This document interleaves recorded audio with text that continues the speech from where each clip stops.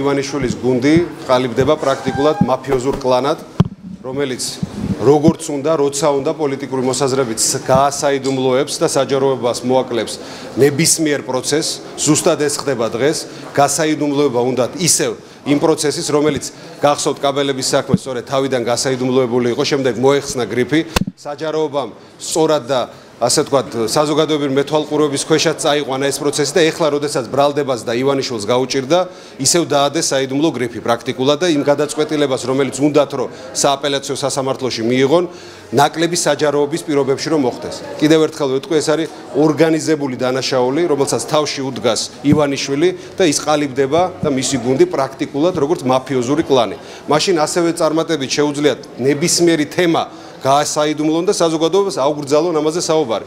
გაასაიდუმლონ ეკონომიური კრიზისი, რომ ჩვენ არ ვისაუბროთ იმ პრობლემებზე, რომელიც ეკონომიკაშია. ეს არის აბსურდამდე მიდიან უკვე.